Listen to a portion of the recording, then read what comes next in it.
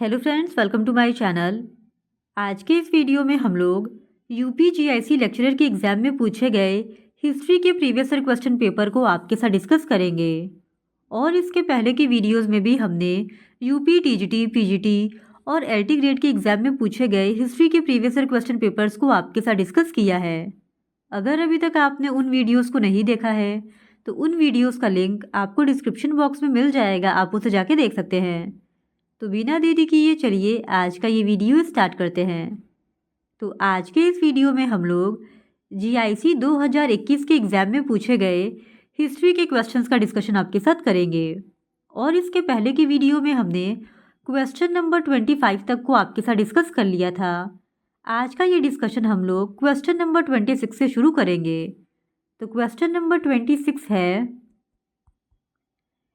इतावली यात्री पेश कहते हैं वह एक महान शासक और अत्यंत न्यायप्रिय व्यक्ति है, परंतु एकाएक क्रोध के दौरों का शिकार हो जाता है। उक्त वक्तव्य विजयनगर के किस शासक से संबंधित है? तो इस क्वेश्चन का सही जवाब हो जाएगा ऑप्शन सी, कृष्णदेव राय से। डोमिंगो पायस, जो एक पुर्तगाली यात्री था, 1520 ईस्वी के आसपास विजयनगर के शासक कृष्णदेव राय के काल में विजयनगर की यात्रा पर आया था। वह कृष्णदेव राय के बारे में कहता है कि वह एक महान शासक और अत्यंत न्यायप्रिय व्यक्ति था, परंतु एकाएक क्रोध के दौरों का शिकार हो जाता था। पायस विजयनगर साम्राज्य की समृद्धि के वर्णन के साथ साथ इस काल के सामाजिक, आर्थिक और सांस्कृतिक घटनाओं का भी विस्तार से वर्णन करता है। फिर क्वेश्चन नंबर 27, निम्नलिखित घटनाओं पर विचार कीजिए एवं उन्हें कालक्रमानुसार व्यवस्थित कीजिए। सबसे पहला है जैतपुर का विलय, दूसरा है सतारा का विलय, तीसरा है झांसी का विलय और चौथा है नागपुर का विलय। नीचे दिए गए कूट के माध्यम से सही उत्तर का चयन कीजिए। तो इस क्वेश्चन का सही जवाब हो जाएगा ऑप्शन बी। सबसे पहले आएगा 2, फिर उसके बाद आएगा 1, फिर 3 और फिर 4। सतारा का विलय हुआ था 1848 ईस्वी में, जैतपुर का विलय हुआ था 1849 ईस्वी में, झांसी का विलय हुआ था 1853 ईस्वी में और नागपुर का विलय हुआ था 1854 ईस्वी में। यानी कि ऑप्शन बी इस क्वेश्चन का सही जवाब हो जाएगा। फिर क्वेश्चन नंबर 28, निम्नलिखित में से कौन कांग्रेस समाजवादी पार्टी का संस्थापक सदस्य नहीं था? तो इस क्वेश्चन का सही जवाब हो जाएगा option D, Jawaharlal Nehru. Congress Samajwadi party के संस्थापक सदस्यों में जवाहरलाल नेहरू शामिल नहीं थे। फिर क्वेश्चन नंबर 29, किस कालावधि में कलहड़ की राजतरंगिणी लिखी गई? तो इस क्वेश्चन का सही जवाब है ऑप्शन सी, 1148 ईस्वी से 1150 ईस्वी के बीच। राजतरंगिणी 1148 से 1150 ईस्वी के बीच महाभारत शैली में कलहड़ के द्वारा लिखित एक महत्वपूर्ण ग्रंथ है, जिसमें कश्मीर के हिंदू राजवंशों का इतिहास का वर्णन है। और राजतरंगिणी में कुल 8 सर्ग और 8000 श्लोक है। राजतरंगिणी की शुरुआत कलहड़ ने राजा हर्ष के समय से किया है और इस ग्रंथ का अंत राजा जय सिंह के काल में हुआ है। फिर क्वेश्चन नंबर 30, राजसूय यज्ञ के समय ऋग्वैदिक राजा लगभग 1 दर्जन रत्नियों के घर जाता था। उनमें से कितनी रत्नियां महिलाएं होती थी? तो इस क्वेश्चन का सही जवाब हो जाएगा ऑप्शन ए, 4। फिर क्वेश्चन नंबर 31, श्लेष द्व्यर्थी में लिखा प्रारंभिक मध्यकाल का ग्रंथ है। तो इस क्वेश्चन का सही जवाब हो जाएगा ऑप्शन बी, रामचरित। श्लेष द्व्यर्थी में लिखा प्रारंभिक मध्यकाल का महत्वपूर्ण ग्रंथ संध्याकर नंदी द्वारा रचित रामचरित है। और इस ग्रंथ में संध्याकर नंदी ने स्वयं को कलयुग का वाल्मीकि तथा रामपाल को राम कहते हैं और रामचरित में केवटों के नेता भीम को पराजित करने का उल्लेख है। यह ग्रंथ पाल वंश, विशेषतः परवर्ती शासकों के इतिहास के अध्ययन का महत्वपूर्ण स्रोत है। फिर क्वेश्चन नंबर 32, बंगाल के किस शासक ने कहा था, यदि अंग्रेजों को बंगाल की भूमि से बाहर किया तो समुद्र में आग लग जाएगी? तो इस क्वेश्चन का सही जवाब हो जाएगा ऑप्शन डी, अलीवर्दी खान ने। मुर्शीद कुली खान ने बंगाल में स्वतंत्र राज्य की स्थापना 18वीं शताब्दी में की थी और आगे चलकर अलवर्दी खां बंगाल का महत्वपूर्ण नवाब बना। उसने कई शक्तियों को पराजित कर बंगाल में अपनी सत्ता को स्थापित किया था और अलवर्दी खान ने ही कहा था कि यदि अंग्रेजों को बंगाल की भूमि से बाहर किया तो समुद्र में आग लग जाएगी। और आगे चलकर अलवर्दी खां की यह भविष्यवाणी सही साबित हुई जब अंग्रेजों ने बंगाल को अपने अधीन कर लिया था। फिर क्वेश्चन नंबर 33, निम्नलिखित चोल शासकों में से मालदीव की विजय करने वाला प्रथम शासक कौन था? तो इस क्वेश्चन का सही जवाब हो जाएगा ऑप्शन ए, राजराज प्रथम। 9वीं सदी में विजयालय के नेतृत्व में चोलों का पुनरुत्थान हुआ और चोल वंश की स्थापना विजयालय ने की थी और आगे चलकर इस वंश का सबसे महत्वपूर्ण शासक राजराज प्रथम हुआ। उसने पांड्य, केरल और सिंहल की विजय की।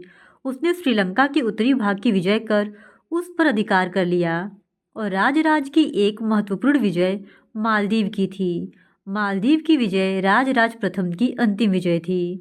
उसने नित्य विनोद, शिवपाद शेखर, चोल मार्तंड आदि प्रमुख उपाधियों को भी धारण किया था। फिर क्वेश्चन नंबर 34, नामलिंगानुशासन नामक ग्रंथ के लेखक कौन थे? तो इस क्वेश्चन का सही जवाब हो जाएगा ऑप्शन सी, अमर सिंह। अमर सिंह द्वारा रचित अमरकोश ग्रंथ संस्कृत का विश्वकोश कहलाता है और इस ग्रंथ का एक अन्य नाम नामलिंगानुशासन है। 3 कांडों में विभक्त होने के कारण इसे त्रिकांड भी कहते हैं और अमरकोश के सबसे प्रसिद्ध टीकाकार क्षीर स्वामी भट्ट है। फिर क्वेश्चन नंबर 35, 1822 में महाराज रणजीत सिंह की आदर्श सेना में फ्रांसीसी सैन्य टुकड़ी फौज खास का गठन किसने किया? तो इस क्वेश्चन का सही जवाब हो जाएगा ऑप्शन सी, वेंचुरा और अलाड ने। पंजाब में 17वीं-18वीं शताब्दी में कई मिसलों का उद्भव हुआ। इसमें सुकर चकिया मिसल सबसे महत्वपूर्ण था जिससे महाराजा रणजीत सिंह संबंधित थे। महाराजा रणजीत सिंह ने सबसे ज़्यादा ध्यान अपने सैन्य संगठन की तरफ दिया। 1822 ईस्वी में महाराजा रणजीत सिंह ने एक आदर्श सेना फौज खास का गठन किया और इस सेना का गठन फ्रांसीसी सैन्य कमांडर वेंचुरा और अलार्ड के नेतृत्व में किया गया था। फिर क्वेश्चन नंबर 36, परमार्थ किस काल के बौद्ध विद्वान थे? तो इस क्वेश्चन का सही जवाब है ऑप्शन सी, गुप्त काल के। परमार्थ उज्जैन के निवासी थे और 546 ईस्वी में एक गुप्त वंशी सम्राट के समय चीन के सम्राट द्वारा जो दूत मंडल भारत भेजा था उसी के एवज में भेजे जाने वाले भारतीय दूत मंडल का वे हिस्सा थे। परमार्थ द्वारा लिखित व चीनी भाषा में अनुदित रचनाओं में त्रिपिटक भी शामिल है। फिर क्वेश्चन नंबर 37, जितनी जमीन में एक हाथी ले सकता है उतनी जमीन 7 आदमियों का पेट भर सकती है। यह कथन प्राचीन भारत के किस क्षेत्र से संबंधित है? तो इस क्वेश्चन का सही जवाब हो जाएगा ऑप्शन सी, कावेरी डेल्टा से। प्राचीन भारत में कावेरी डेल्टा के बारे में यह कथन प्रचलित था कि जितनी जमीन में एक हाथी लेट सकता है उतनी जमीन 7 आदमियों का पेट भर सकती है। सातवाहन काल और संगम युग में कावेरी डेल्टा का भाग अपने कृषि उत्पादन के लिए काफ़ी प्रसिद्ध था। इस काल में इस क्षेत्र में चावल और हल्दी का उत्पादन सबसे ज़्यादा होता था। फिर क्वेश्चन नंबर 38, महाकाव्य रामायण के 5 स्पष्ट तिथि क्रमगत और सांस्कृतिक चरणों की पहचान की थी। तो इस क्वेश्चन का सही जवाब हो जाएगा ऑप्शन डी, J.L. ब्रॉन्गिंगटन ने। वर्ष 1984 ईस्वी में J.L. ब्रॉन्गिंगटन ने भाषा शैली विषय वस्तु के सावधानीपूर्वक अध्ययन के पश्चात रामायण के विकास में कालावधि व संस्कृति के 5 चरणों को चिन्हित किया और इसी तरह जेम्स एल फिट्जजेरल्ड ने महाभारत के विषय में यह तर्क प्रस्तुत किया है। फिर क्वेश्चन नंबर 39, शौनक और पेपलाद किस वेद की शाखाएं हैं? तो इस क्वेश्चन का सही जवाब हो जाएगा ऑप्शन सी, अथर्ववेद की। वेदों की कई शाखाएं हैं। शाकल शाखा ऋग्वेद से जुड़ी एकमात्र जीवित शाखा है। वहीं यजुर्वेद को शुक्ल यजुर्वेद और कृष्ण यजुर्वेद की शाखाओं में बांटा गया है। कौथुम, राणायनीय, जैमिनीय, सामवेद की 3 शाखाएं हैं और अथर्ववेद की शाखाएं शौनक और पेपलाद हैं। फिर क्वेश्चन नंबर 40, कराची अधिवेशन 1931 के संदर्भ में निम्नलिखित कथनों पर विचार कीजिए। पहला कथन है, गांधी इरविन समझौते का अनुमोदन करने के लिए यह कांग्रेस का एक विशेष अधिवेशन था। दूसरा, इसकी अध्यक्षता सरदार वल्लभ भाई पटेल ने की थी। उपयुक्त कथनों में से कौन से सही है? तो इस क्वेश्चन का सही जवाब हो जाएगा ऑप्शन सी, पहला और दूसरा दोनों, ये दोनों ही कथन सही है, क्योंकि 1931 ईस्वी में कांग्रेस का 45वां अधिवेशन कराची में हुआ था और इस सम्मेलन की अध्यक्षता सरदार वल्लभ भाई पटेल ने की थी। गांधी इरविन समझौते को अनुमोदन करने के लिए यह कांग्रेस का एक विशेष अधिवेशन था और इसी अधिवेशन में गांधी जी ने कहा था कि गांधी मर सकता है लेकिन गांधीवाद नहीं। फिर क्वेश्चन नंबर 41, किस भारतीय शासक ने अपने अधिकारियों एवं सिपाहियों को वेतन देने के लिए महादारी पद्धति को अपनाया? तो इस क्वेश्चन का सही जवाब है ऑप्शन सी, राजा रंजीत सिंह ने। महाराजा रंजीत सिंह ने सशक्त एवं संगठित सैन्य व्यवस्था के निर्माण के लिए सैनिकों को मासिक वेतन देना आरंभ किया था और सैनिकों को मासिक वेतन देने की यह प्रणाली महादारी पद्धति के नाम से प्रचलित हुई थी। फिर क्वेश्चन नंबर 42, मध्य पाषाणिक पुरास्थल दमदमा के पशुओं की हड्डियों का अध्ययन किसके द्वारा किया गया था? तो इस क्वेश्चन का सही जवाब हो जाएगा ऑप्शन डी, P.K. थॉमस और P.P. जोगलेकर के द्वारा। मध्य पाषाणिक स्थल दमदमा मध्य गंगा घाटी क्षेत्र में उत्तर प्रदेश के प्रतापगढ़ जिले में स्थित है और दमदमा का उत्खनन 1982 से 1987 के मध्य प्रोफेसर G.R. शर्मा के नेतृत्व में किया गया था। यहाँ से पाषाण उपकरण एवं पशुओं की हड्डी एवं सिंग प्राप्त हुई है। यहाँ के पशुओं की हड्डियों का अध्ययन P.K. थॉमस और P.P. जोगलेकर ने किया था। फिर क्वेश्चन नंबर 43, निजामुद्दीन जुनैदी वजीर था। तो इस क्वेश्चन का सही जवाब हो जाएगा ऑप्शन सी, इल्तुतमिश का। निजामुद्दीन जुनैदी इल्तुतमिश का वजीर था। फिर क्वेश्चन नंबर 44, अलाउद्दीन खिलजी के प्रसिद्ध सेनापतियों में किसकी मंगोलों के विरुद्ध लड़ते हुए मृत्यु हुई? तो इस क्वेश्चन का सही जवाब हो जाएगा ऑप्शन ए, जफर खां की।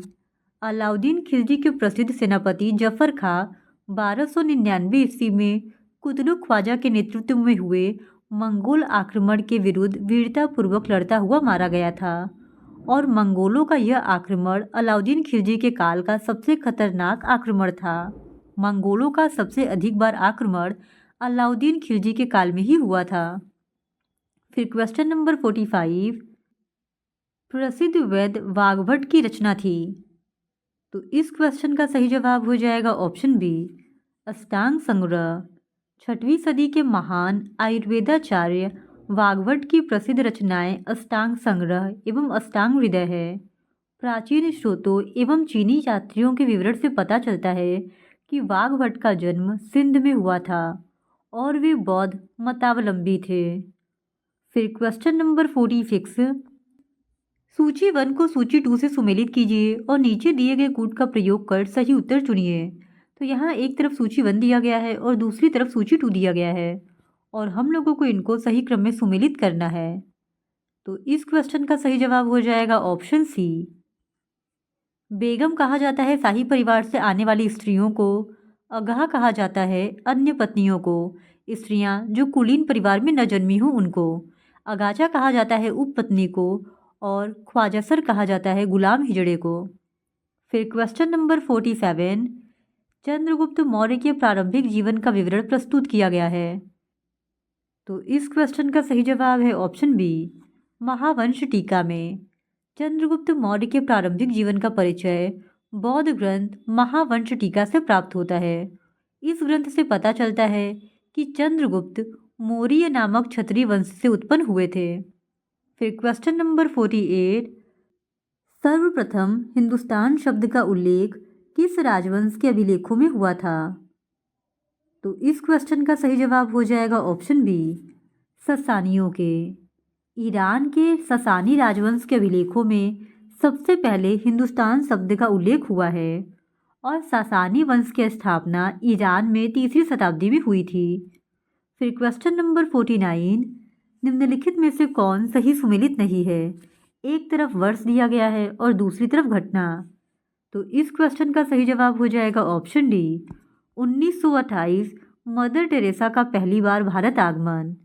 मदर टेरेसा भारत में पहली बार 1929 ईस्वी में आई थी, न कि 1928 ईस्वी में। इस वजह से ऑप्शन डी इस क्वेश्चन का सही जवाब हो जाएगा।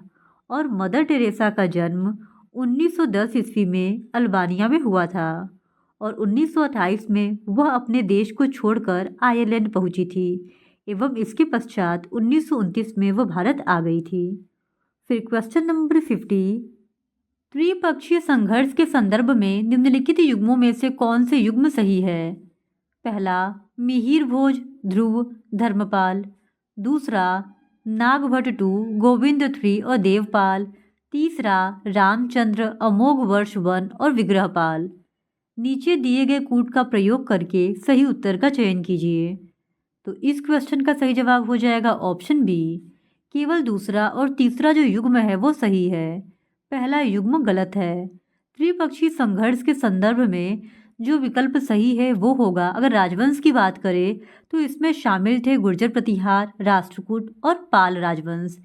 शासक जो शामिल थे वो थे नागभट्ट द्वितीय, गोविंद तृतीय और देवपाल, और इसके बाद रामचंद्र अमोघ वर्ष और विग्रहपाल, यानी कि ऑप्शन बी इस क्वेश्चन का सही जवाब हो जाएगा।